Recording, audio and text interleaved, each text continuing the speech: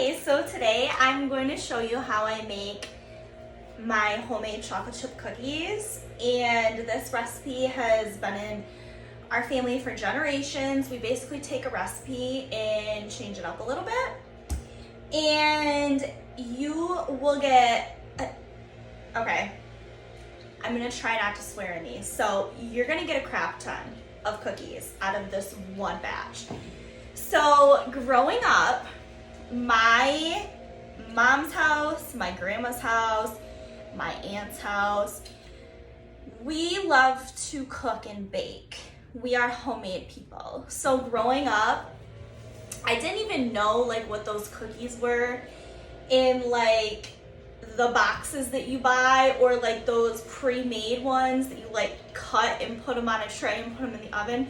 Like I didn't even know what those were because we just made homemade cookies, pies, everything. And that's so awesome to me because I absolutely love it. I didn't realize how much I liked it until recently when I've had a lot of time on my hands, unfortunately, and I just bake constantly. I cook every day. But it's also really special to me because first of all, my grandma isn't with us anymore, and I just remember going to her house, oh my gosh, pretty much every day because she used to watch us when I was little. And she would have homemade food, cookies, brownies, anything.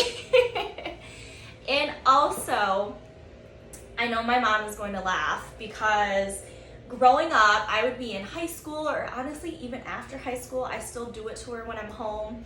I'll be like, Mom, it'll be like after 8 o'clock at night, and I'll come down the stairs and be like, Mom, I'm craving chocolate. And she'll be like, oh my God, Mara, what do you want? So we'd stay up and bake cookies at like 9 o'clock at night.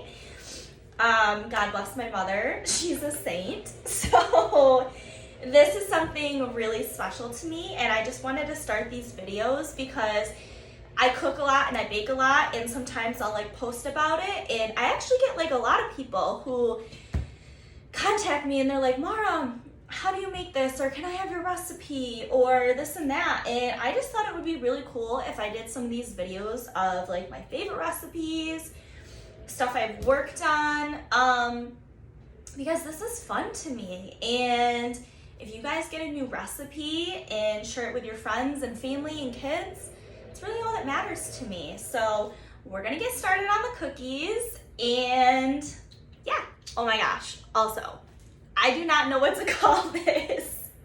Nothing rhymes with Mara.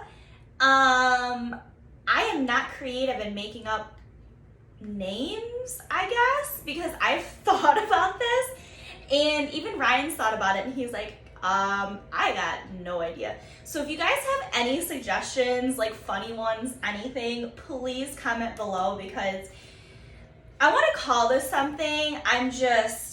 My creativity is gonna go into the baking, so I need help with that. Okay, first things first, I got all my ingredients out. I usually do that just because it's easier to get everything out so you know that, first of all, you're not missing anything halfway through, because guilty, I've done that before. So I got all my ingredients out. My mixer, you do need a couple different bowls because you're gonna put dry ingredients and wet ingredients.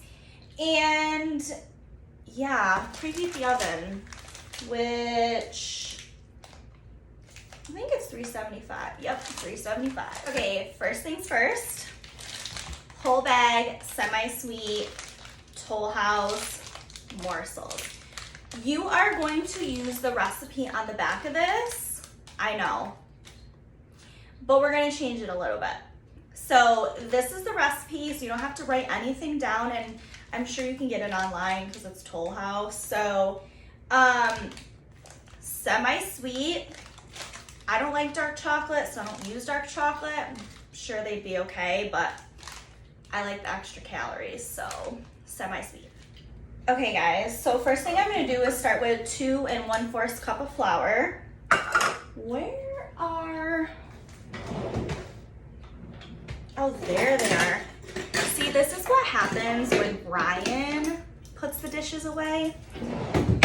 He puts stuff in places that I will never find it, because why are we putting, what the hell are these called? The mixing things? In with the cutting boards.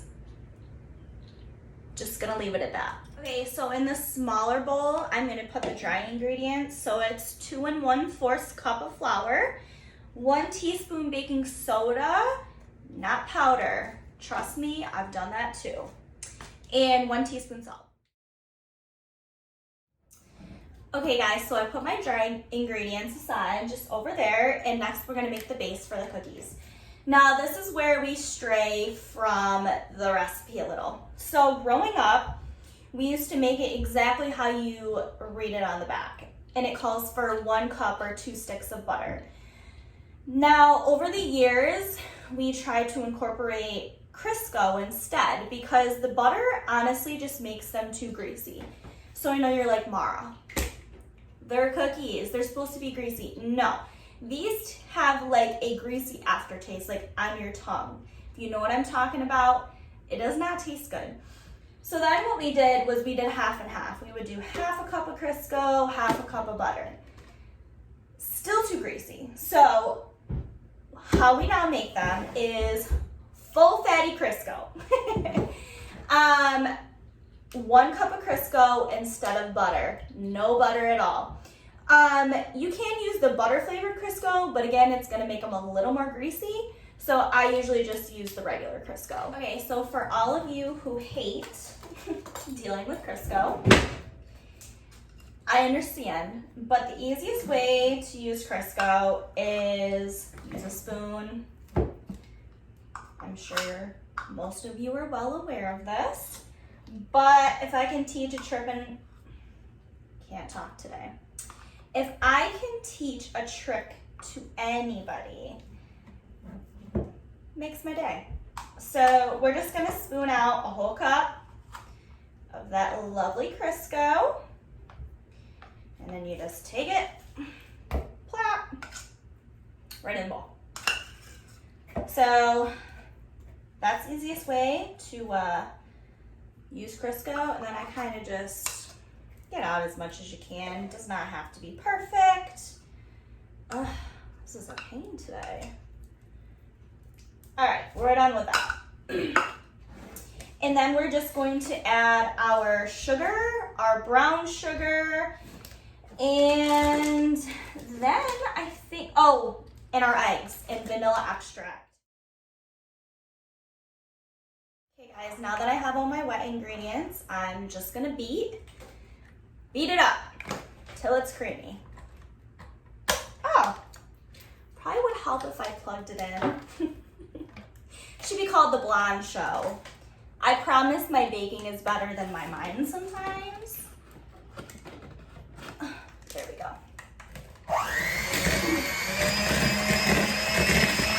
Okay guys, so there's my creamy base.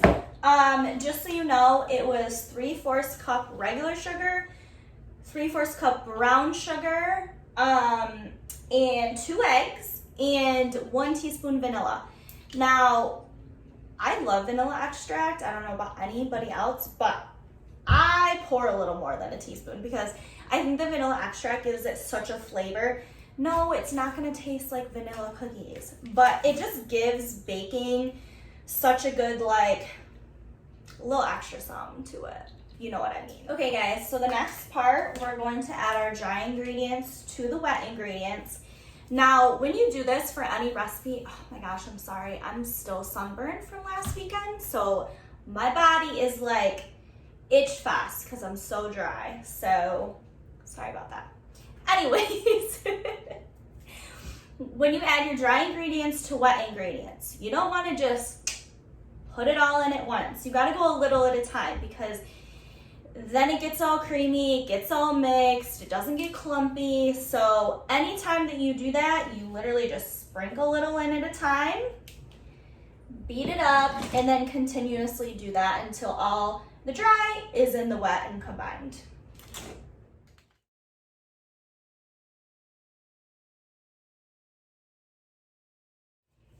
Okay, the next thing we're going to do, I'm sorry, I just have to say this. I am a messy baker and cooker, so Is cooker even a word? Or when I'm done baking something, it looks like a tornado went off in the kitchen, and I got crap all over me, but it's all good because that's what the fun of it is. No, my mom would come out in the kitchen, I'd be baking something, and she'd be like, Mara, did you keep any in the bowl? Because it's all on the floor. Anyways, just a little something. So next, my favorite part. And I know on the recipe it says 1 cup or something, but we're making chocolate chip cookies. So you put the whole damn bag in. That's what you do. You're gonna eat the calories, eat the calories. Just saying. I know this looks like a lot, but I promise you at the end, it's not going to be. They're just gonna be ooey-gooey goodness. So bear with me. And as I said earlier, I'm gonna put nuts in mine. I use walnuts. Obviously, these aren't finely chopped, so I'm gonna just show you how I chop nuts. It's pretty simple, but get a plastic baggie, put some nuts in, and then since I don't have a rolling pin, I do have a wine bottle, so you just roll your wine bottle over them until they're finely crushed, and then add them to the mixture. Totally thought I had a wine bottle, but Okay, guys, beer works too. So mixture is ready to be mixed. I know that might be like, you're gonna break up the chocolate chips in the no, it doesn't really do that. You just mix it all together with the mixer, and then we're gonna drop it on a cookie sheet. I didn't have a wine bottle, so grabbed a beer bottle out of the fridge. It's 5 o'clock somewhere, I guess. So It's been a rough week, guys. anyways, mix this up. I'm gonna get my cookie sheet out and we'll go from there. Okay guys, all mixed up. I usually just take like a rubber spatula and kind of just go around the edges, make sure it's all mixed, make sure there's no clumps of anything. And then my second favorite part, you gotta try it because if your grandma didn't let you lick the spoon when you were younger, I feel sorry for you because I don't think that salmonella stuff is real. No, I'm just kidding, it's real. But raw cookie dough is just as good as cooked. So you gotta try it because everything that goes to the lab has to be tested. So I'm just gonna clean up a little bit before I get my cookie sheet out, and I'll be right back. Oh, slowest 10 minutes of my life. Also, I just wanted to say one more thing. Every time I bake something and there's like more left to bake, like cookies, I'll just sit here and it reminds me of that challenge that's going around with the little kids where the mom like sets the candy bowl in front of them and is like, okay honey, mommy's gonna go to the bathroom, I'll be right back, and if you're good, I'll give you some. Well, that's how I feel because I sit here and I'm like, I'll just eat one bite and then it'll turn into like 10. And I'm like, Mara, you have no patience with sweets. So if you feel me, girl, I get you, guy, I get you, whoever, I get you. We just love sweets, and I would eat an ice cream sundae for dinner every single night of my life, and that would be my last dying meal. So You feel me? okay guys, I just took the cookies out. Yes, this is hot, so hang on a sec. So the way I know that they're done all the way through, okay, this is hard with one hand and 11-inch nails, but take a toothpick, stick it in the middle. If it comes out clean, other than, I mean, there's a tiny bit of chocolate, so If you feel more comfortable sticking a different cookie, comes out clean, they're done, take them out. Let them set for a couple minutes, and then we're just gonna put them on our cookie rack, and then we're gonna put the next batch in. But I wish you guys could smell these right now, because if I could invent one thing, it would be smell-o-vision, and I would be rich, but I wish you could smell these right now. By the way, just because I moved to the South does not mean that a sweet tea, unsweetened for life. Okay guys, before I go, I just wanted to let you know that made a full 30 cookies. Obviously it's gonna vary depending on what size you use, but that's a lot of cookies. And with all the ingredients, I did just wanna let you know, it did cost me under $10. Yeah, under $10 to make this. So when you go to the store and you get a pack of cookies or a pie that costs you almost $10, you can make homemade, at home, cookies that taste twice as good for less money in less time.